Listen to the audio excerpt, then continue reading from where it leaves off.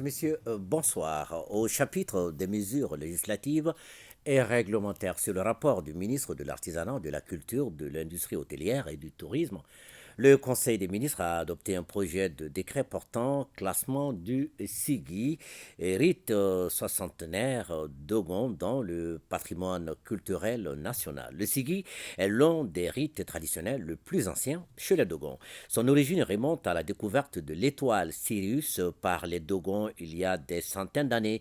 Il est célébré chaque 60 ans pour commémorer la révélation de la parole à l'homme par Dieu, ainsi que la mort du premier ancêtre. Cette célébration donne lieu à des manifestations artistiques, culturelles et cultuelles grandioses à travers toute la contrée des falaises de Bandiagara. La dernière édition du SIGI a eu lieu en 1967 et la prochaine édition est prévue en 2027.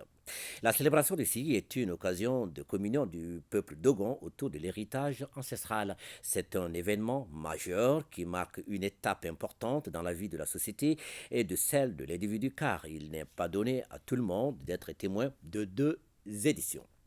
À raison de ses valeurs historiques et socioculturelles, le SIGI a été inscrit à l'inventaire du patrimoine culturel national.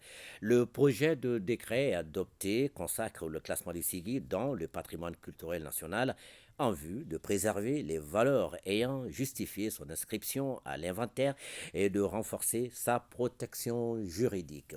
Ce classement permettra entre autres de sauvegarder le SIGI contre l'aliénation, la transformation, la disparition, d'éduquer les jeunes afin de favoriser la transmission des connaissances liées aux cérémonies commémoratives du SIGI, de recoudre le tissu social, renforcer le dialogue, la paix, la cohésion sociale et le vivre ensemble, de favoriser la recherche scientifique, l'inventaire, la documentation et la formation pratique universitaire.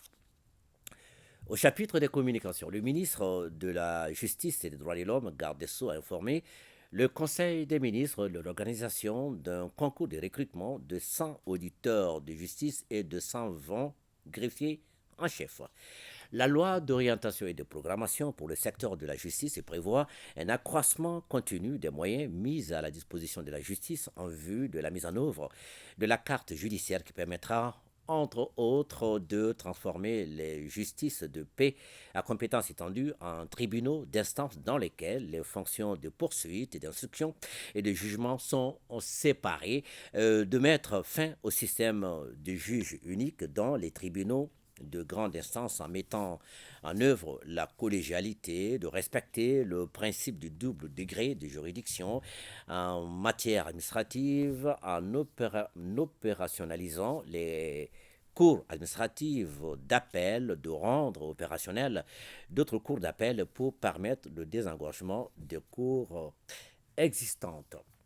Afin de faire face à ces défis, le ministère de la Justice et des Droits de l'Homme prévoit le recrutement de 100 auditeurs de justice, dont 80 de l'ordre judiciaire, 20 de l'ordre administratif et de 120 greffiers en chef.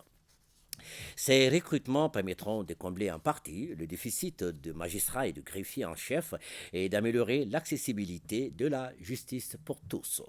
Le ministre de la Refondation de l'État chargé des relations avec les institutions a informé le Conseil des ministres de l'état d'avancement de la mise en œuvre du projet de système intégré de gestion des ressources humaines de l'État et des collectivités territoriales. Suite au lancement officiel en mai 2022 du projet de système intégré de gestion des ressources humaines, des fonctions publiques de l'État et des collectivités territoriales par le président de la transition, chef de l'État. La première phase qui a consisté au recensement des agents des fonctions publiques de l'État et des collectivités territoriales est achevée. Il s'agira de poursuivre avec le démarrage de la deuxième phase du projet consacré à l'identification des agents de l'État et des collectivités territoriale dont la cérémonie de lancement est prévue le jeudi 26 octobre 2023 à Ségou sous la présidence du Premier ministre, chef du gouvernement. Comme pour la phase initiale de recensement, tous les agents de l'État et des collectivités territoriales sont concernés par cette opération, excepté ceux des forces de défense et de sécurité. L'opération d'identification se déroulera du 1er novembre au 31 décembre 2023 sur toute l'étendue du territoire national ainsi que dans les ambassades et consulats. Et pour ce faire, des équipes pluridisciplinaires ont été responsabilisées pour effectuer les missions sur le terrain et procéder à l'identification des agents relevant de leur secteur respectif au niveau national et local sous la coordination et le suivi du comité technique d'exécution du projet de système intégré de gestion des ressources humaines. Compte tenu de l'importance de ce projet dont la finalité est la maîtrise des effectifs et de la masse salariale, il est requis de tous les acteurs leur accompagnement et leur implication effective pour le bon déroulement de cette opération d'identification. Le ministre de la Sécurité et de la Protection civile a informé le Conseil des ministres de la situation sécuritaire du pays. Depuis un certain temps, les groupes terroristes recrutent de plus en plus des enfants âgés de 12 à 15 ans pour les enrôler comme combattants dans les différents réseaux terroristes. Et cette pratique de plus en plus fréquente est une violation de la loi, un danger pour nos populations et pour l'avenir de notre pays.